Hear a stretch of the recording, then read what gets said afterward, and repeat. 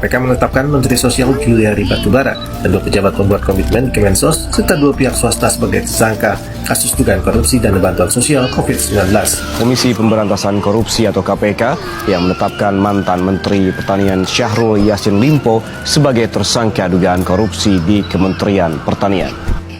Assalamualaikum warahmatullahi wabarakatuh. Kami dari kelompok 2 SMK Negeri 7 Jakarta akan menjelaskan tentang korupsi dan integritas. Sebelumnya perkenalkan, nama saya Bilqis Zahratul Sifah. Saya Andini Lestari. Saya Isnaini Ramadhani. Saya Muhammad Alfa Andesta. Saya Raden Rizky Ramadan.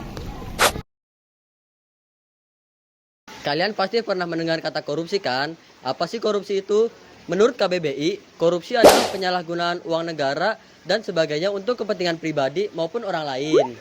Dan sayangnya kasus korupsi yang terjadi di Indonesia bisa terbilang sangat tinggi loh teman-teman. Pasti yang paling sering kalian dengar adalah kasus korupsi yang terjadi dalam pemerintahan. Kalian tahu gak nih, ternyata kasus korupsi itu gak hanya bisa terjadi di dalam pemerintahan. Bisa juga terjadi di lingkungan sekitar kita loh, atau bahkan kita sendiri yang jadi pelakunya. Kira-kira apa aja ya yang bisa terjadi kasus korupsi di sekitar kita?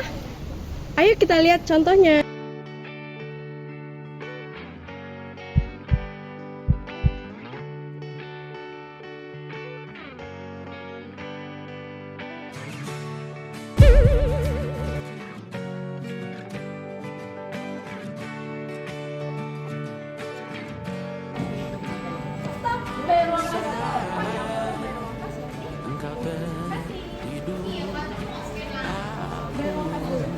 Kalau dari ya, satu kemarin.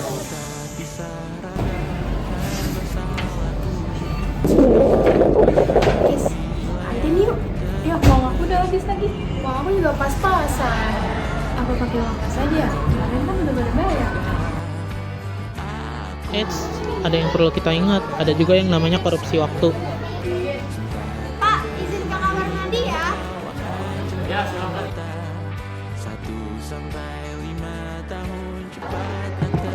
Kita ke atas yuk. Males tahu. Nanti aja. Nanti aja kali yang ngajar ya. Anak-anak juga pasti main. Dah, nanti aja. Tunggu aku kembali lagi esok pagi. Nah, seperti yang kalian ketahui, kalau ternyata korupsi itu sangat merugikan banyak pihak maupun diri kita sendiri di akhirat nanti. Nah, oleh karena itu, kita harus menghindari korupsi dengan cara menerapkan sikap berintegritas dalam kehidupan sehari-hari. Berjiwa integritas berarti memiliki sikap dan perilaku yang sesuai dengan hati nurani dan norma yang berlaku. Integritas merupakan nilai fundamental yang mencerminkan kejujuran dan konsistensi.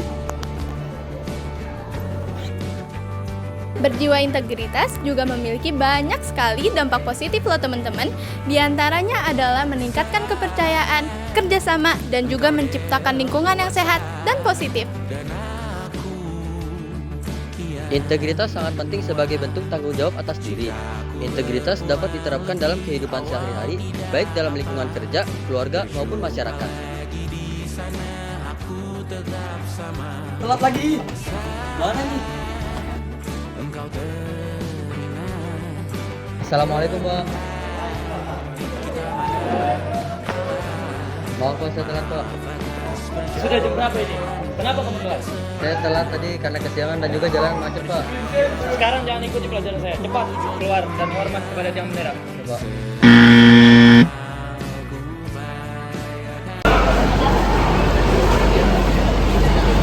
Alfa, lu kenapa? Kok hormat di tiang bendera? Gue tadi telat masuknya, jadinya gue diomelin sama Pak Apis. Ya udah deh, ayo mendingan kita pergi aja daripada lu hormat panas-panas. Waduh, nggak bisa gitu kan, tadi gue udah salah. Gue harus ngakuin kesalahan gue.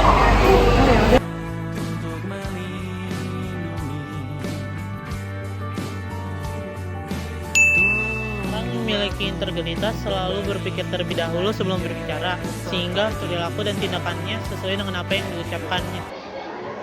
Seperti yang saya bilang sebelumnya, kalau korupsi itu sangat merugikan banyak pihak. Nah, dampak salah satu negatifnya ialah yang pertama, ada menurunnya investasi, yang kedua, adanya pertumbuhan ekonomi yang melambat, yang ketiga, ada bertambahnya hutang para pemerintah.